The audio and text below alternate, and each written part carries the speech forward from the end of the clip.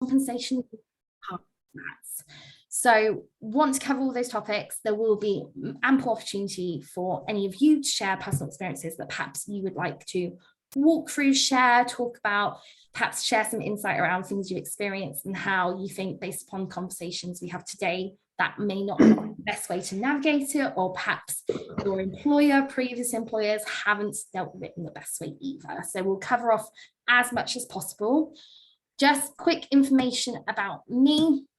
So I've been with Tripadvisor for about 6 years total, but over 2 spells. So I was with the business for just over 3 years, and I left for a spell of nearly 18 months to do something a little bit different, still within resourcing as a broader space, but dealing mostly with contractor recruiting, contract management, and resource management in a different company in the financial sector, which is a very, very kind of broad step away from the world of travel, very different industry, very different dynamic, and a pace of work.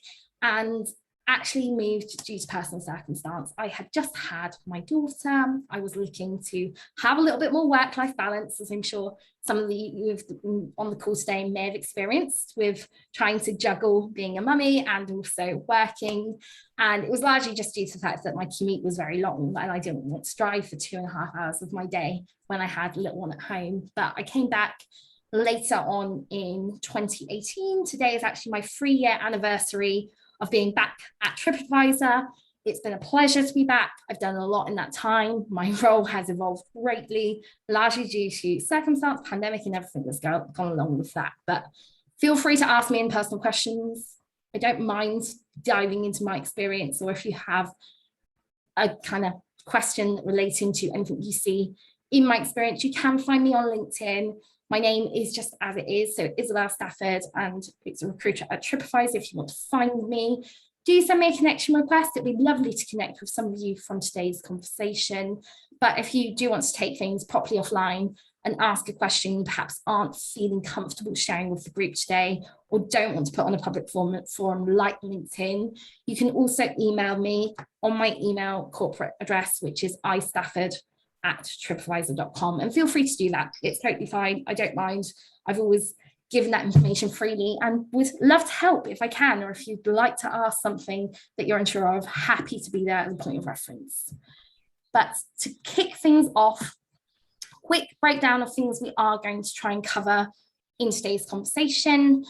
I am going to do my best to keep an eye on the chat as we talk things through, but would just like to highlight that I'm going to try and keep an eye on it, but sometimes it does become a little bit taxing. So Susie, Stephanie, please keep me honest if someone asks a burning question we need to deal with. But very quick breakdown. So we are going to cover off Massachusetts employment law, as I appreciate a lot of you maybe in the broader Massachusetts area. Massachusetts to bring in some specific laws that govern what employers can ask around current prior salary, which are important to highlight. So I want to utilize the time to visit those today. Employment laws, do's and don'ts. So generally in the US, the things that can be asked, can't be asked, and shouldn't be asked, and when you can push back on employers when you're asking these questions, or things you can avoid touching upon as part of the broad conversation. Talking about a company's target figure, because a company will have a target figure, often known as a benchmark they'll be working to, understanding kind of the flex on that figure, what that might look like, determining where you should pitch your expectations. So the things that are available to you in market that you can use as a point of reference when thinking about touching upon the subject regarding compensation. How to phrase your response around salary expectations. This is an interesting one. It applies quite frequently when I speak to people who haven't been in the workplace for a while. I spoke to a lady actually last week who's been out of work for 2.5 years. She took some time off to have her 2 children, getting back into work. And when I asked her what she was looking for, she very openly said, I don't know. And I was like, okay, that's fine. You don't have to know. But here's what you can ask me for, so you understand where the company is sitting. Understanding the full compensation package. And the reason we talk about this is because a compensation package is much more broad. It usually comprises of a bonus, perhaps some stock or RSU value, and benefits. And benefits can be a really big factor, particularly in the US, where you have to pay for things like health insurance. understanding future opportunities within an organization. So if you're already embedded in an organization, figuring out what your career trajectory would look like if you stay internally. Is there a clear-cut progression plan for you?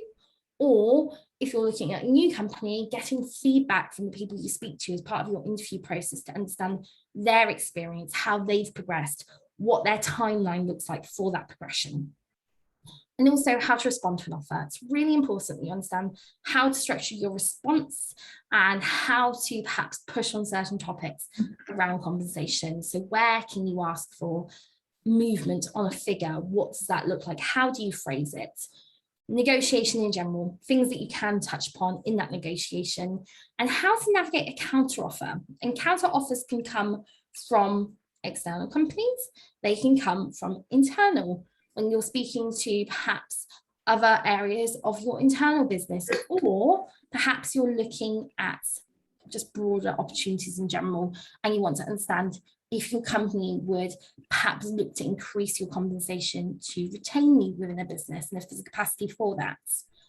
Useful resources to utilize. This is something that evolves greatly, depending upon the landscape at the time, frankly, and some resources are better at certain points than others, and I will highlight that a little bit later. And navigating right to work questions. This comes up a lot for me as an international recruiter. I speak to people all over the globe. They may be currently sitting in a different location looking to relocate, or perhaps they are in a location under sponsorship, and understanding how that should be phrased in actually asking the question, the things you need to be conscious of about your own status around right to work and what that looks like, any factors financially that are involved with regards to sponsorship, and understand what that looks like. And then I'd like to turn it over to you as a broader collective group, answer any questions you might have. If you're happy to share experiences you may have had around navigating, having conversation around compensation. I will also share a story of my own around how I navigated a compensation discussion based upon information I had about colleagues, because that's always a really fun topic when you have information about your peers being paid. So moving on, just as a quick PSA, I've heard a little bit of background noise. If you're not on mute already, please can I just ask that you mute yourself for now? Happy to get you to unmute later in the conversation if you have questions. Just for now, can we all make sure we're on mute, and we'll open up for a broader discussion later in the call. So firstly, around Massachusetts local employment law and what that looks like. So things shifted dramatically as of 1st of July 2018 around employers being able to obtain a history about your compensation in previous companies. So now there is a bill in place to stop employers from basically asking employees to discuss your previous salaries in previous place of work or current salaries. Ironically, this is something that's kind of been in place for much longer and previously to 2018, but it was only formally passed as a law as of 1st of July. So I remember it happening very well because it was highlighted to me, the place I was working at the time, which wasn't Tripadvisor, and us having a broad discussion as to why this was even the case, because we had assumed based upon best practice that it was already a law. So it was a bit of a light bulb moment for a lot of recruiters I was working with at the time as to why this wasn't already the case. But things the law does cover and does not cover. So if you are prospectively applying to any company within the broader Massachusetts area, it covers you through that application process. So when you apply and being considered for employment with a new company, all employers in Massachusetts, including public and private companies. The reason I highlight this is because prior to this bill being passed in July 2018, the laws for public versus private companies were different. So if you are a public company, there was more legislation around information you could ask for. Private companies, frankly, there wasn't much in place from a protecting you as a prospective employee standpoint. So companies could ask you to share that information. And if you chose to, they could utilize that at a later date when determining what to offer you. So that's something that was really significant when this was passed. current or past salary, benefits, and any other compensation. So that's your stocks, your bonuses, everything. So this protects you in all matters. Things that it does not cover. So if you are currently employed by a company and you're looking to move internally, just be mindful, they'll know what you're being paid right now. And I know that at Tripadvisor, we have a separate process which actually benchmarks you as an internal candidate against your peers largely, and also the external markets. When we're doing a generic benchmark at Tripadvisor, for instance, we consider both the external benchmark and internal benchmark similarly. If you're an internal employee, we do weight the internal comparators a little bit more heavily in what that benchmark looks like, because frankly, employees talk as much as they shouldn't, and it's advised that you don't share private information. It is talked about. So generally, we would not want to bring someone in from a different area of the business into an internal team at a higher rate than the internal comparators, because that's something we're really conscious of. We want to be fair for our employees internally. So companies will have access to that information. They will also be transparent. So if you are applying to a role that is paying a lesser salary, then that also will be shared with you. We will highlight that as part of the process and say, look, this is the situation. Are you sure you want to be considered for the role? It's always in the employee's court, always, and that goes in any respect, even if you're internal, external. You should never be filtered out of a process based upon your compensation expectations. If a company shares comp with you and it's not within your expectation, and usually the recruiter will be transparent, this is what's available, is that within your range of consideration? If you choose to say no and take yourself out of process, that is your decision, and it should always be your decision. The other things that it does not cover is salary history that candidates disclose. So if you share something and you enter the conversation around compensation expectations and say, I'm currently being paid X, then a company can't discount that. You've shared that information openly, but you should never be asked a leading question around what your current compensation is. And we'll talk about phrasing as to how a question should be asked at a later point in this presentation. Salary history being obtained from public sources or from indirect sources is also fine. So I sometimes, as a recruiter, maybe I'm looking for a senior sales associate for a digital team. I might do a basic search for that location through the public sources like Glassdoor, like LinkedIn, see roughly what sort of salary range we're looking at. And then if for any reason my benchmark internally comes back as being out of that range, then I usually flag it and say, not quite right here, can we re-look at it? So we do look at public sources sometimes to ensure that we're in alignment with the market. And that is also fine. So if I've looked at, for instance, a Glassdoor review submitted 4 weeks ago from someone in that job title at that place of work, and then you also work there and you have that job title, I'm going to assume you're probably roughly in line, give or take a little bit, and I'll have an idea as to what your current compensation is. Doesn't mean we'll use it, but it means we have an awareness. So, do's and don'ts. Some of this may seem really, really standard and very obvious. I have heard some horror stories as a recruiter. I've heard about people being asked inappropriate information about their compensation. So do very much take this down to a ground level. So things that you should never be asked by a recruiter, and if you ever get asked this information, feel free to push back. Details regarding your salary history, if you're currently employed, what the salary is, and what should not be asked as a leading question is usually, can I ask what you're currently making? I've heard that be asked numerous times from candidates who feed that back to me. And I'll sometimes get feedback from candidates saying, well, I had an interview yesterday and they asked what my current salary is. So can I tell you that? Oh, we've got noise in the background. The others already? Are they coming? Can I get whoever that is just to meet, please?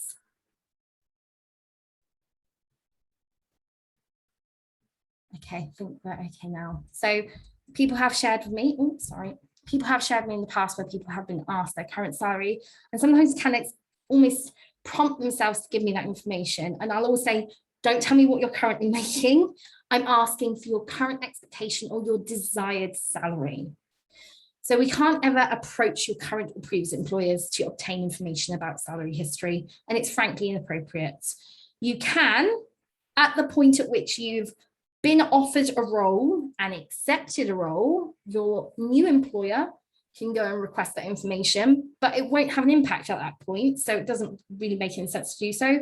Personally, we don't do that.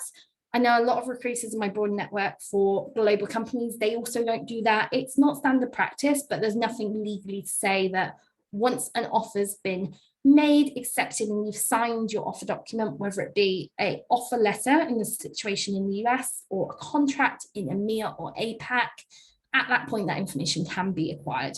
There's no value to it. A lot of companies don't bother. Screening applicants based upon salary history. So applying a maximum or minimum salary requirements to a role. As I mentioned, we have instances somewhere where candidates may seem to be more senior than a role. If I get the sense that is the case, usually I will set up time to connect with them, and very early doors, I will ask them if it's okay if I share the salary range available to check whether it's within expectation. And that's always how it should be broached. It should not be a case of, can I ask what you're currently making so I can check you're in line? That is not correct. It's not acceptable. And frankly, it's not fair to you as a prospective employee. So just be mindful of that. What your recruiter can ask. Sorry, Cece, go on. Isabel, we have a question. Just stop you for a second. Monica has a question about international recruiters for working for US company. Yeah. Do the same laws apply? Yes. So in EMEA and APAC, it's actually even more strict about how you should phrase this.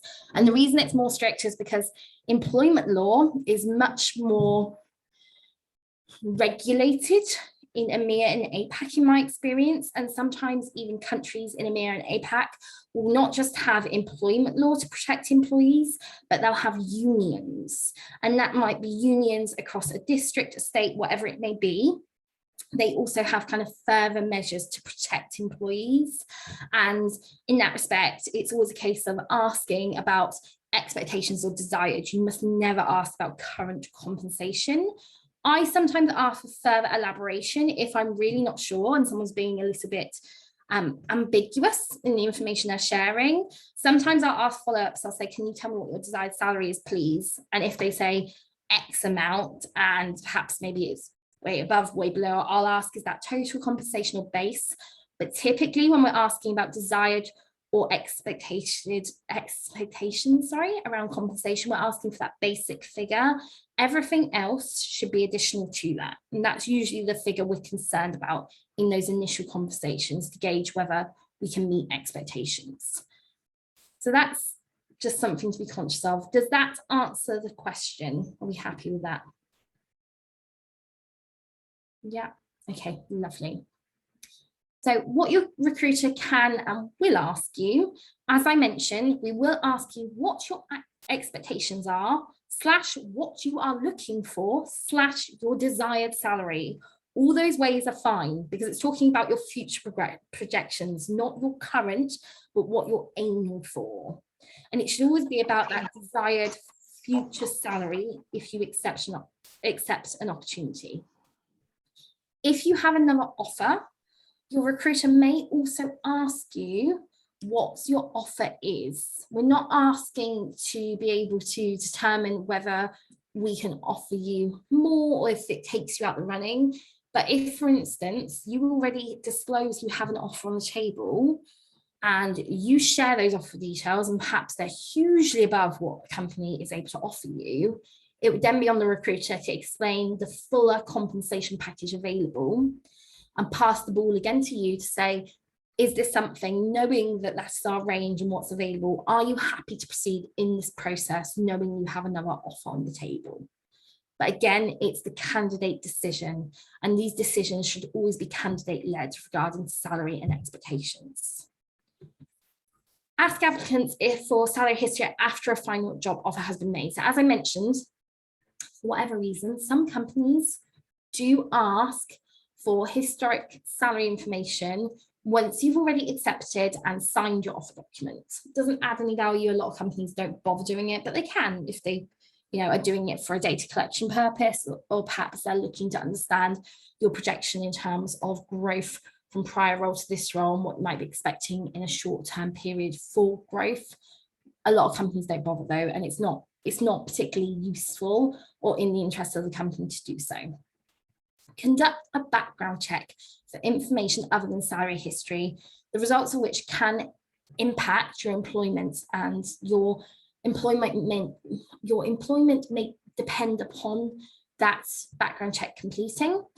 Background checks, just for information, usually cover things like your employment previously with prior companies. So that might be your role and your duration with prior companies. So it's usually to check things like your job title, the company, the dates of employment. And particularly in the US, it also covers a criminal background check. In EMEA and APAC, because of data protection and a lovely thing called GDPR, which is group data protection, it is a case of the information is more limited in APAC and EMEA. Obviously in the US, records around criminal activity are much more public, and therefore it does look into it at a more granular level. If for any reason you have an outstanding criminal conviction, I would always recommend highlighting this to an employer. Doesn't mean that they're not going to proceed with you. We've had instances where people have disclosed things as simple as speeding tickets, parking tickets that will show up, but because they've been transparent about it, we're expecting that to come back. So if you're concerned and you think something's going to flag in a background check, we just recommend being transparent and highlighting it, because if you don't highlight it, it's that question of why didn't you disclose this knowing we were going to do a background check. And 99% of companies, when you apply to a role and you get that automatic response to thank you for your application and confirm that your application has been received, in their disclosure around the process you're going through and how they retain your data, because that's a legal requirement now. Companies have to tell you the data is going to be retained. It will be retained for X period. And if you are successful in your recruiting process, then a background check will be completed at the point of offer. They will also usually tell you the provider of the background checks. So would highly recommend that in any instance, you highlight any of that information. Conduct research for salary history from public available sources. So I sometimes do it when I have a new role. Perhaps I'm recruiting a role for the first time in a new market, or perhaps we're looking to open an office in a new location, and I don't have any previous point of reference with regards to salary. I generally will go to those public sources like Glassdoor, like LinkedIn, and do a basic check. See what type of roles of a similar kind being recruited in that area, and see roughly what salaries are being offered. It's not the most transparent way to find out information. There's usually a range. Sometimes it might be as much as 20% range on the salary, but it gives you a starting point. And if for any reason we are not in that range, it prompts the company to go away and think about what they should be paying, or do they need to re-benchmark or do some further research to inform the salary that they are targeting. So moving on. So talking about this benchmark / target figure. A target figure will always be put in place for a recruiter, because frankly, we need something to work to. It is a case of usually companies will have some amount of flex on that benchmark or targeted figure. And as I explained earlier, benchmarks are generally created by looking at role requirements. So that's the actual skills and requirements as per the job description. We allocate it at usually a level or job criteria, depending upon how your business actually stretches things out. And then we will look at both the external market for comparators and also internal comparators. And we will create a mean figure based upon that information collective. And it is a case of usually we are doing it pretty evenly across the internal versus external comparators. As I mentioned earlier, if you're an internal employee, then that internal comparator weighs more heavily in that decision, because we don't want to bring someone in. Perhaps you haven't worked in that area previously and you're new to the area. Maybe you're taking a change in your career and moving in. We wouldn't want to bring you above the existing group of employees and peers, because that's really important. We need to be fair to our existing employee groups. And I've seen a few times now within our business, we're looking at the external data, it's telling us we are out of range based upon our internal comparators. And then companies are required to actually do a re-level of their existing employees to ensure that they're brought up to the market rates. And that happens fairly frequently, particularly in entry to junior level roles, because the market shifts more quickly at that level. So that's not uncommon. With regards to the flexibility, I have a number of friends who work in broader HR recruiting. Generally, I have seen anything between a 5 and 20% flex on a benchmark. That sounds like a lot, and it is a big margin. Frankly, most companies will be somewhere in the middle there, so 10 to 15%. It is a case of, does depend slightly upon the role and the level of the role as to the amount of flex that a HR or recruiter will have. And it is usually down to business discretion. So sometimes it's a case of it's pending that final approval, and it usually depends upon your performance for an interview process. So if, for instance, you are a candidate who's interviewing for, I don't know, a business analytics role, perhaps the recruiter has shared with you that the salary range available is between 75 and 85,000 per annum. You've said you're looking for 85,000 plus. Okay, that's fine. It's within the range that's available based on the flex we have. But your recruiter's probably highlighted to you at those early stages. That top end is pending your performance through this interview process. And we would need to see positive indications that you are able to perform at a high level in that role, coming in and adding value in order for us to be able to justify that higher end of the range. That's not unreasonable. It is then upon your shoulders, ball in your court again to prove that you can bring value to the business and justify that additional cost. It's always a case of the ball is in the court of the candidate. Obviously, you have more leverage if you do really well and you know the company is really excited about you and really engaged and wants to bring you on board. Yes, it does give you a bit of a platform to then negotiate upon. And that's just me being transparent. It is a case of, if we love a candidate, it's easier for me to go to my hiring manager and say, you love this candidate, they have another offer. Can I use some of that flexibility to please ensure that we secure them? Usually then a hiring manager is more inclined to say yes. If it's a case of perhaps in the feedback you've received from an interview, it's been fed back to you that you don't have one of the core skills, you've not demonstrated your ability in a particular skill, and therefore we're aware that we think you have potential, we'd like to bring you in, but there's going to be a learning curve and we need to provide you with some support around training to get you to the point we expect you to be in the first 6 to 12 months. Then it might be more difficult to have that conversation and negotiate on the figure they're willing to offer you, because typically there's the cogs working in the back of the recruiter and HR business partner's mind, thinking, yep, that's training we're going to have to invest in further. Yep, that's going to come with a cost.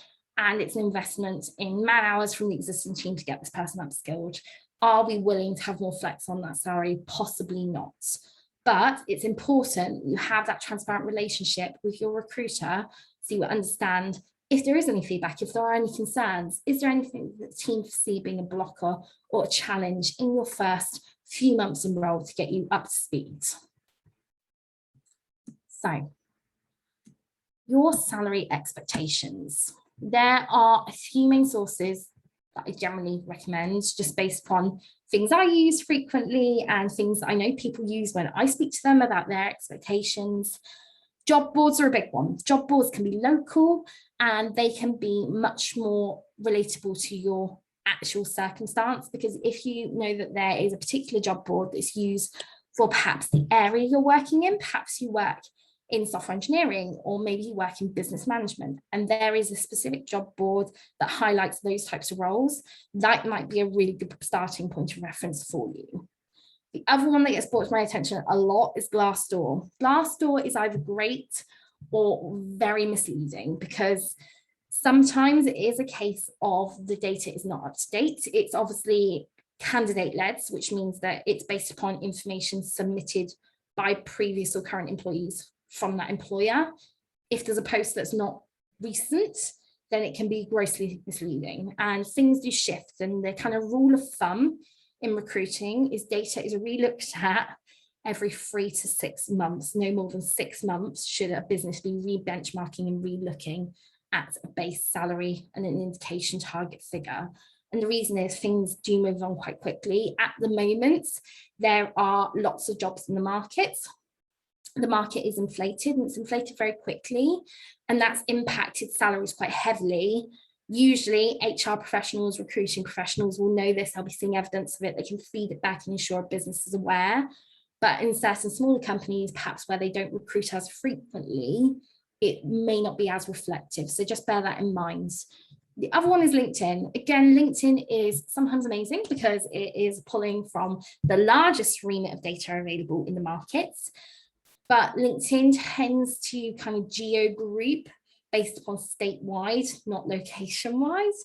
Again, it's that kind of nuance. If you're living in the city, really good example is I spoke to someone who was applying for a role in New York, and they had looked at New York, but they had looked kind of broadly at New York as an area. New York, obviously, if you're central city, salaries are very high. And we know this because I get feedback about it from candidates all the time about cost to live centrally in the city versus the suburbs and the impact that has upon salary. And that's exactly the case. So LinkedIn groups upon geo. So just be careful again. And you might see that LinkedIn will allocate a salary range based upon information they've pulled from various sources. So you might see a salary that's between 90 and 150,000. That's not very helpful for you because it's too much of a great margin. So then I'd recommend going to another source to do a point of comparison and get a more accurate figure to work upon. Obviously, it's always good to have some sort of target figure or some sort of range going into a conversation. It's not going to be the exact figure, very unlikely, because companies not publishing, we're paying this exact figure for that particular role. It just doesn't happen. Companies will often publicize a range because it gives that room for people who perhaps coming in lower end and need some development and need some support. That's people who can come in, hit the ground running straight away, and therefore are kind of top star performers within those first 3 months. A lot of companies like those people who need progression. And that's why we like to have flex, because actually, if we can support you in upskilling, molding you, usually it leads to a much more long-term partnership because you feel like you're being supported in your progression. So just be mindful of those things. Isabel, can I stop you for a second? Alexandra has a question about whether there are any paid resources that are super accurate and worth spending some money on. There isn't at the moment. The only one that used to be widely available, which you used to have to pay for, is Salary Vaults, but they've kind of branched off into a couple of different job boards, which I think I've got listed out at a later date, but as far as I'm aware, you don't have to pay for them anymore. Companies generally don't publicize anywhere exactly what they're paying, apart from in a B2B scenario. So for instance, when we're benchmarking, we have a partnership as part of a data group for companies in the e-commerce, tech and digital space. And we have available to us over 50,000 employers who share their data in order to create those internal benchmarks. As far as I'm aware, that's not publicly accessible to anyone. So it would only be externals who could get that information from a B2B perspective. Lovely. I think the chat is just pinging. Let me just check there's nothing else. No, can't see anything as of yet. That's brilliant. Fantastic. So how you should phrase your response and how you should navigate the question if you are not feeling most comfortable about talking about salary. Frankly, it's an uncomfortable question.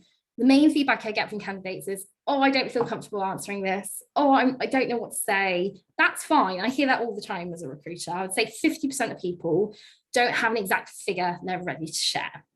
So a few things to keep in mind. Firstly, have a figure or a range in mind going into the conversation. Even if that's just you're going to go and do some external research, look at job boards, look at comparative roles and get a rough range, have that available. The most frustrating thing in transparency is when people have no idea, because then it's a case of, well, is this going to meet your expectation? I spoke to someone a couple of weeks ago who was looking to relocate for a role, which happens quite frequently. They had done no research about cost of living, no research around what roles pay in that new location, and didn't have any friends, family, or anyone to talk to about that location they were looking to relocate to. And I actually asked them, I said, would you mind taking some time in the next couple of days, going and doing some research? I'm going to give you the range, but I need you to tell me if this is something you're open to considering. And the reason I asked them to do that is because when I told them the salary range available, their initial response is, that's lower than I expected. I said, okay, well, I appreciate that, and thank you for telling me, but can you go and have a look at other companies and the cost of living, and then factor that in? Because in my head, I was saying, you're in a much higher cost of location right now, and I don't think they'd factored in the cost of living into that thought process, which is fine. Again, people do it. You have to be aware that they're going to do it, but I needed them to go and do that research in order to be able to tell me if it was something they wanted to proceed with.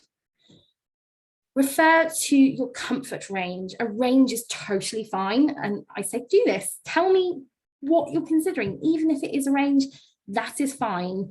And sometimes I'll actually just share the range available, because if someone says to me, oh, I'm not sure, perhaps they haven't worked in that direct area in the past, or they're coming from a completely different industry, I'll probably have some awareness that they may not know roughly where this role will be sitting in our industry. And sometimes I'll say, would you mind if I share the range? And then you can let me know if that's within what you're considering. It is a case of, we want to know your basic salary. The reason I highlight this is because your base salary is what you live off month to month. And I remember having a conversation with someone early days of my recruiting time where they said, oh, it's okay, because if I get my bonus, that will make up the shortfall. And I was like, yeah, but bonuses aren't in, like, they're not insured. It's all pending your performance, company performance, various factors. I said, you might want to consider the base, and if the base is going to be fit for purpose. And they looked really confused. And I said, well, what happens if you miss a target? Perhaps you're ill one month, you don't meet your targets. That's going to impact your bonus.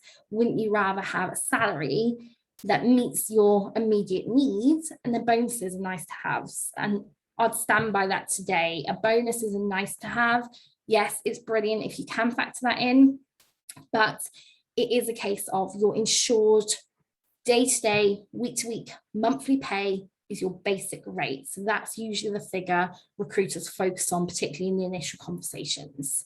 So gave an example as to how ideally candidates will phrase their salary expectations, or how I've heard people respond to that question. And lots of people will usually say, I'm really interested, or I'm excited about this opportunity, and I'm open to negotiation. However, my salary expectations will be in the range of X to X per annum, plus the standard company benefits. So that just gives a nice wraparound, gives you an indication as to exactly what they're looking for, and also knows that they have some flexibility by the fact they're open to that negotiation piece. So loads more questions come in. Ooh, do we want to just pause, Susu, and answer any of these questions? Yes. How can you best pose the question to have the employer offer the range first when they try to ask for your expectations first? And also, how do you recommend asking for an increase when for years there hasn't been any increase for anyone in the company?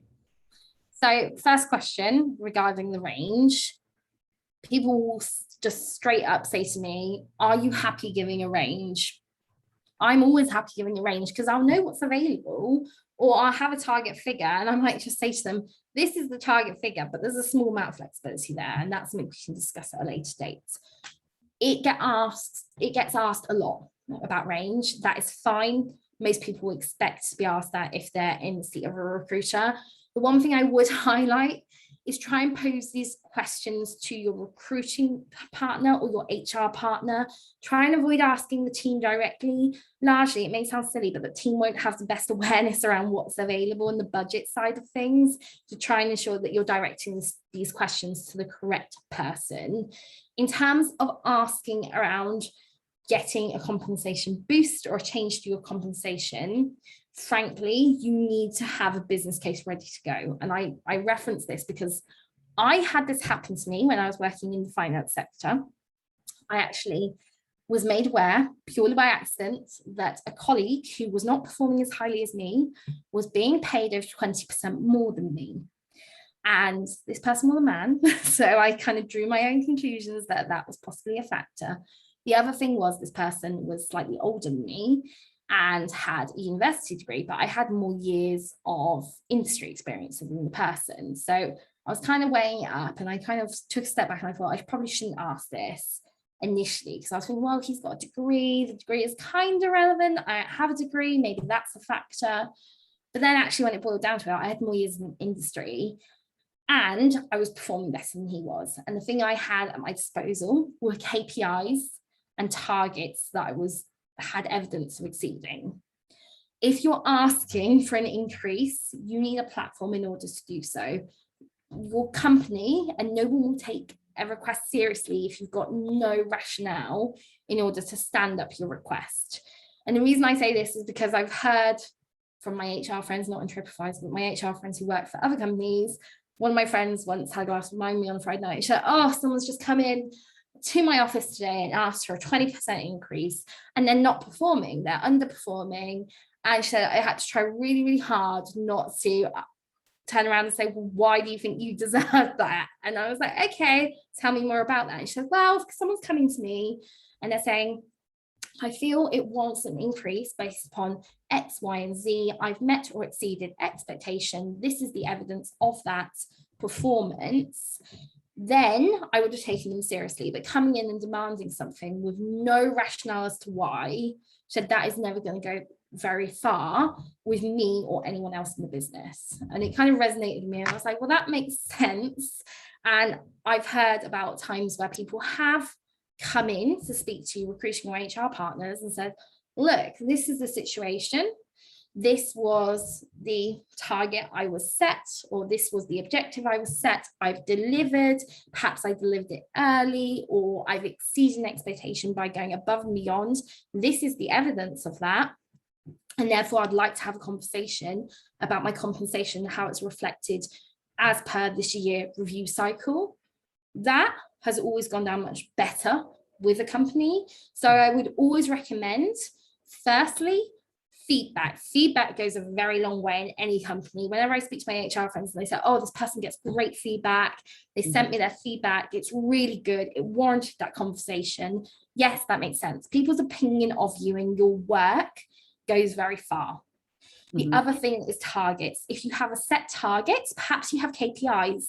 That's something that exists in a lot of roles now. Particularly, you might have KPIs, which you're measured against monthly, quarterly, yearly, whatever it may be. If you can collate that information and take it forward to that conversation, again, it carries more freely and actually sparks that point of, okay, there's evidence, we need to look at this. Because frankly, companies don't want to lose their employees. Retention is really important to employers. They want to retain employees, and we want to retain employees who are stimulated to succeed and to achieve their goals and targets. So if you are prepared to collate that information and take it forward to that conversation, that would be a great starting point and a great platform to start on. Obviously, it depends upon your company. I'll say pick your moments. If you know your company is having a really bad quarter or something's happened in the business that perhaps has caused an element of instability, probably don't raise it at that point. But if you feel that it's a good time within the business and the business is indicating that there's room for growth or expansion and they're looking to bring on more talent, usually indicates they've got the budget available, in which case, great time to ask and have that conversation either with your manager, or if you don't feel you can have that conversation with your manager, I'd highly recommend going to your HR business partner or HR advisor, because they're also usually a source of information and they'll be able to set your expectations as to whether it's realistic also. Along the same, we have a couple of questions saying that in the application itself, it asks for your salary as a number and they can't move forward without putting that in. And what would be your advice on that? I got asked this recently. I didn't know that companies did it, so to speak, or I didn't know it was a requirement. It's certainly, I don't think Tripadvisor do it, and I can't see it. If it is something Tripadvisor are asking for, it's not something we can see on your application. So it's something we're oblivious to, frankly. If you're not comfortable, I would probably not give a figure. I would put it in as zeros, because frankly, it will just ask for an input as per any Google form, whatever. You know, those forms that you get where you have to put in a phone number. Perhaps you don't want telesales people calling you all day. I always just stick a really generic kind of phone number up. I live in the UK, so it's an 11-digit number. I'll usually put all ones or something, so they know it's not a real figure, but it gets you past that hurdle. I don't know of anywhere, and I speak to people who also work at ATS providers quite frequently. I don't know of anywhere where that information would be publicly available to the recruiter or to the hiring team. If they're collecting that data, it's probably for senior leadership purposes, or to understand the types of compensation expectations people have. We often will collate data for ourselves. If we think, for instance, we're paying too little, we sometimes will collate the information candidates share with us, or the ranges they share with us in the actual interview process, to then influence things internally. But I don't know of anywhere where it would be freely available to the recruiter, because for that exact reason, we cannot, and we're not allowed to filter people out based upon your salary expectations. It's not appropriate. And I would say that it's actually reaching on data protection and whether companies can collect that. So it's probably just a requirement that's standardized, in which case I'll just fill it out through zeros or make up a figure that you think sounds right. You can also stick in a figure that perhaps is the middle of a range you've seen on a salary job board or something of that kind. If you really want to give something that perhaps is indicative of where your expectations lie, maybe go with that. Go for a mean range of a salary range you've seen, but I'd try and avoid it at all costs, because frankly, you gain a lot more from having that conversation with an actual person than filling it in on a Google form. The another question was, can you ask for bonus, and how would you ask that? So companies largely will either have a bonus scheme or they won't. It's good to understand exactly what the bonus scheme looks like and what the cycle for the bonus cycle is, because most companies will work on a specific kind of financial cycle with regards to bonus. Tripadvisor, it's calendar year. At my old company, it was financial year. So understanding what that cycle looks like and when you should expect to have a conversation around bonus is great. If your company do not offer bonus, which may be the case, there's not that many who don't anymore, it's really difficult to actually go in and say, I think I deserve a bonus, because if it's not an established thing, it's really hard for a company to come up with that money, because they won't have allocated for it.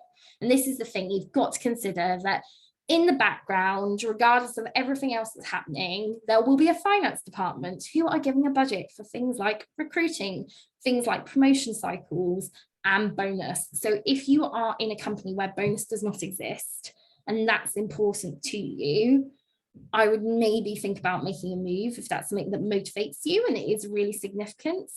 But if you know bonuses exist within the business and you think you should be included as part of that, then it's very reasonable to ask your HR business partner or recruiting partner as to more information as to what that bonus cycle looks like and how you can become included within that.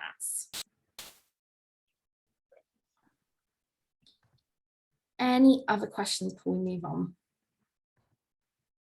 I think I'm just flicking. Just one quick question. I know, so we're getting close to the hour. Is can you negotiate benefits such as additional vacation? So again, this does depend slightly upon the business. Some businesses are more open to this than others. Some companies also have additional vacation that they really highlight. So for instance, I'm seeing a lot of companies, and this is through kind of posts, webinars, etc. Bigger companies are looking to do things like flexi days through summer periods or over holiday periods, where perhaps you condense your week or you make up time elsewhere to give you broader allocation from annual leave.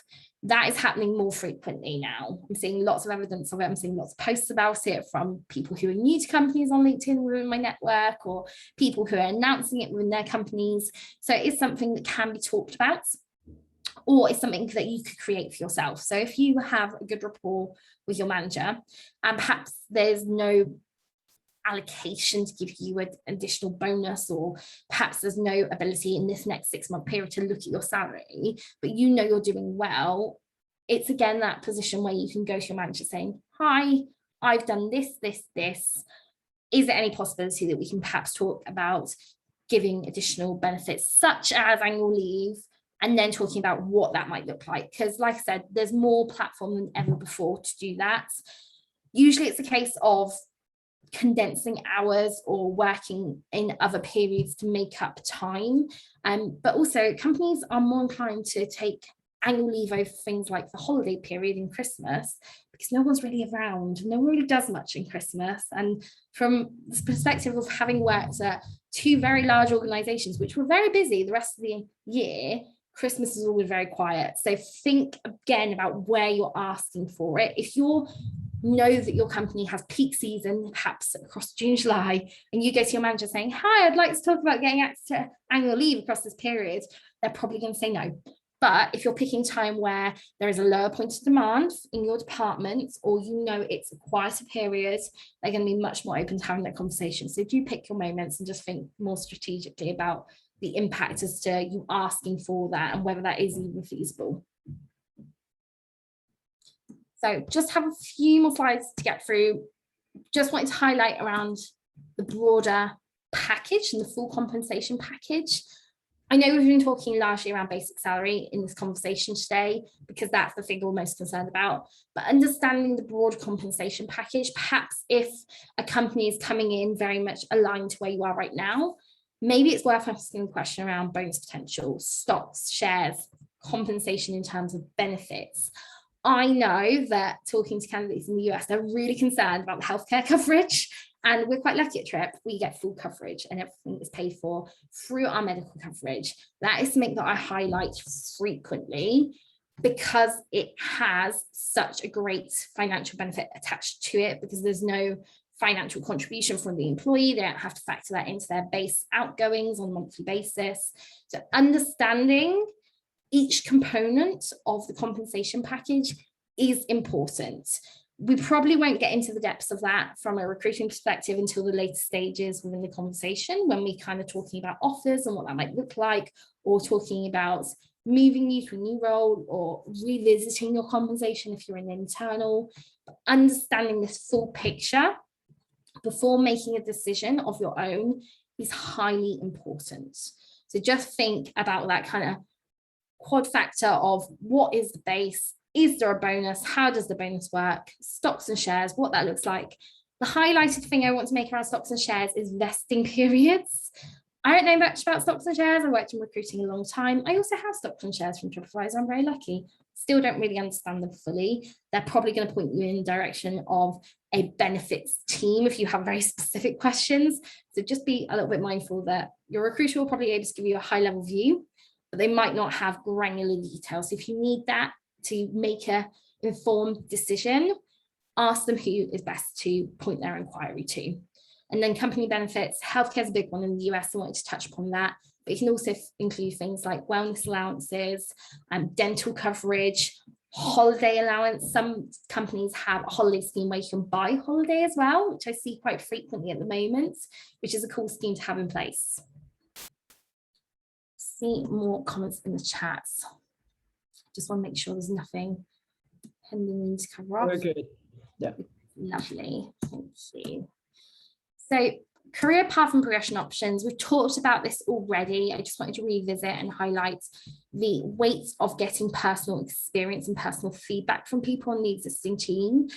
I myself always ask people I interview with, when I've interviewed for other roles in the past, I've asked about people's experience personally, how quickly they've progressed, what is the progression plan for your peers who are already employed at the company, what's that look like, and how quickly they've seen other people move on in their career at the company. That's really important, because perhaps if you are knowing you're making more of a lateral move as opposed to a step up, you might want to understand that trajectory.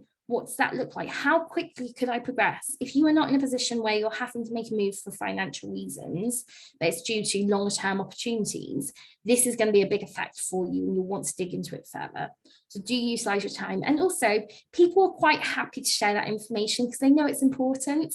And I know, speaking to my recruiting teams who are recruiting right now, they'll often say to me, oh, such and such asked me about the last time I received a promotion and what the timeline was. And I was like, oh, that's good. And they say, yeah, no, it is. It's really good. They're having that forethought of, can they see themselves long term in the company? So it's always seen as a positive. So how to react to an offer. Just highlighting this quickly because we've had some bad experiences as recruiters in reacting to offers. And it is always a case of, firstly, be appreciative of the offer, because usually there's a lot that happens in the background that to get to a point of offer. Every company I've worked at, it's a rigorous process in order to get approvals on things like salaries, bonuses, stock value for employees coming in. So firstly, show your appreciation of the time and energy of the team and also the recruiting team that goes into the back and everyone else who's involved. Usually it's a very, very broad spectrum. So being appreciative goes a very long way. And also teams ask me, every hiring manager will follow up with me when they know I've extended and said, how did they react? Did they say thank you? Are they excited? Those are the things they're looking for me to feedback straight away. So being appreciative is the first thing. If you do want to negotiate at all, we'd recommend maybe taking some time considering exactly what you want to negotiate on before jumping in straight away at being provided with an offer. So always recommend taking 24 to 48 hours to consider things. If you then feel like you want to open the conversation to a negotiation, do so, but consider exactly what you want to discuss first. And taking that time to process and digest, really important. Discuss your offer with friends and family. Ensure that you feel comfortable before you respond in any respect, even if that means asking for an extension on the time available. It's important that you feel you are able to make an informed decision at the point of responding to that offer. So, negotiating an offer, just a few very quick things. Ooh. Sorry, I got some feedback there. Are we okay? Yes, I think we are.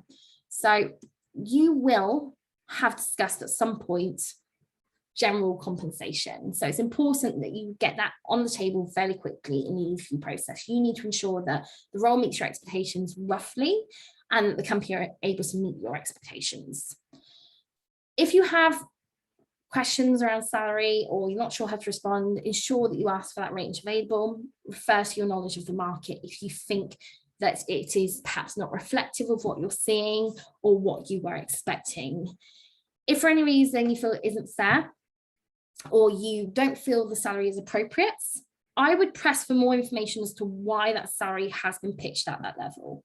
It's also okay, I get that asked fairly frequently. And sometimes it's a case of people asking, well, what level is this role in the structure of Tripadvisor? Can I ask where it falls in terms of team responsibilities? Great questions, gives you clarity, gives me an understanding as to where you're expecting to be. Well, one quick question in the chat, and unfortunately we only have 5 minutes left, if that's okay. No worries at all. Do we want to, I'm going to send the slides out. So just running through where we are, I just want to see. Next section is around counteroffers and right to work. That can probably be covered off in the slides, Stephanie. I'm going to send those out. So perhaps we'll turn it across to questions. I just want to make sure people have an opportunity to ask any questions they may have, because the rest of the stuff is fairly self-explanatory. Perfect. Cool. Awesome. So sorry for interrupting you. Hope I didn't make you lose your train of thought, but we have one question from Kristen in the chat. She asked, what happens when the external market is way higher than the internal? This is happening for entry-level biotech roles right now. Entry level is 20% higher than current company salaries, and a lower level colleague was surprised when me and another manager were discussing the current market. So that does happen. It goes back to that requirement of, at that point, those managers should be going to the HR department and saying, hi, there's a big disparity here. We need to relook at it. And companies will appreciate that if they don't do that, they will lose their employees and have to recruit from scratch. So it is not uncommon that that happens from time to time, particularly in those entry levels. But it's actually usually on the kind of shoulders of the recruiter to flag it and say, hi, HR, we're recruiting these roles. I've noticed the internal comparators are being paid X. We need to look at this. And it is sometimes a case of re-leveling things. If a company is not open to doing so and re-looking at things, frankly, they're going to have a retention issue very quickly upon their hands. And it's usually about company willingness. I've always seen a willingness to relook at it from companies I've worked with because they know that that retention will become an issue. But it's worth flagging it and usually just reminding whoever that decision maker in play is that if you don't make a move, then you're going to have that retention issue. And that's obviously a greater issue to offset, because if you have a retention issue, then you've got to train, you've got to upskill, as opposed to relooking at internal people's salary. They're already upskilled, they're ready to go, they're working productively. So overall, it will be a greater cost to the business if they let that run.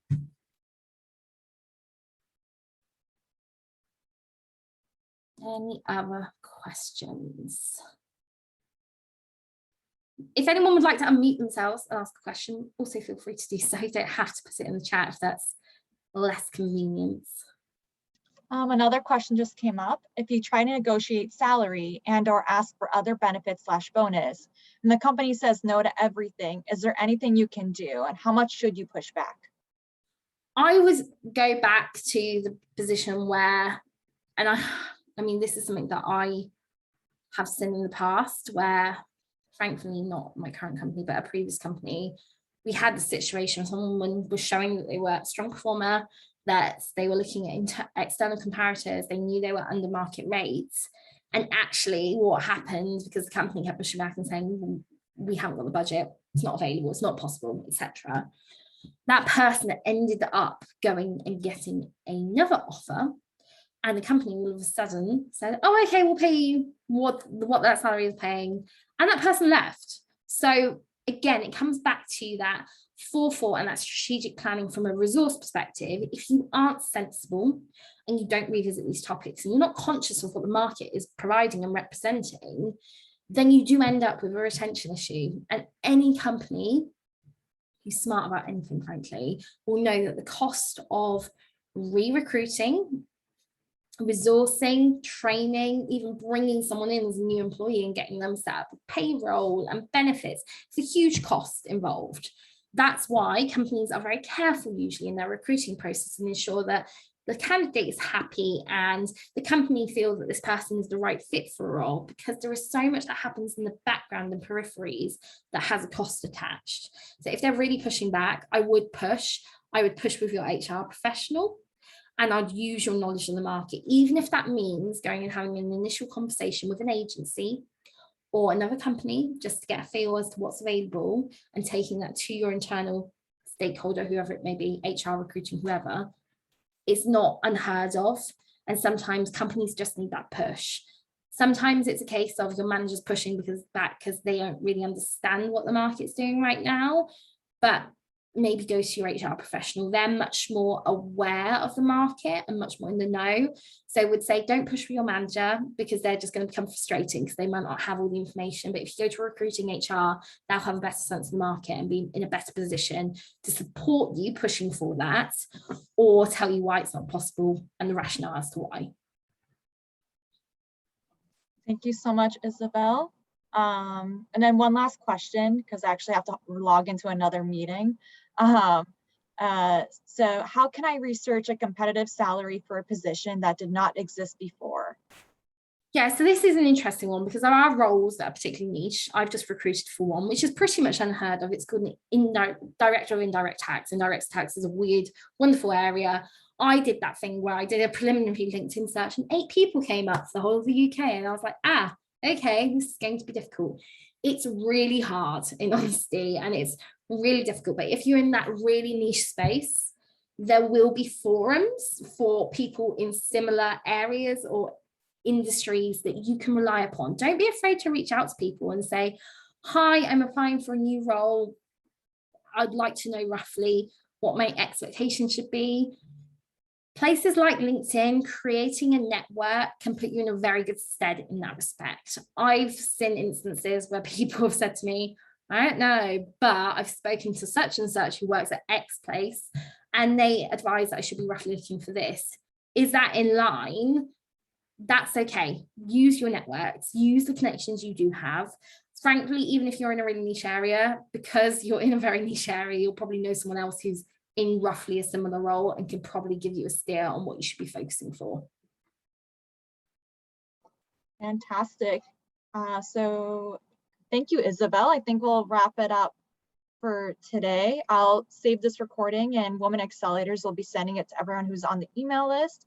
It can also be accessible on our website when everything is uploaded. So thank you so much, Isabel, for your time.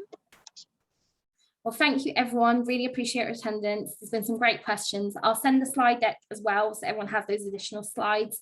But if you've got separate questions that you want to connect on, my email is on the slides and also my LinkedIn. So feel free to reach out to me directly. Awesome. Thank you so much. You're very welcome. It's been a pleasure. Lovely seeing you all. Thank you so much for your time.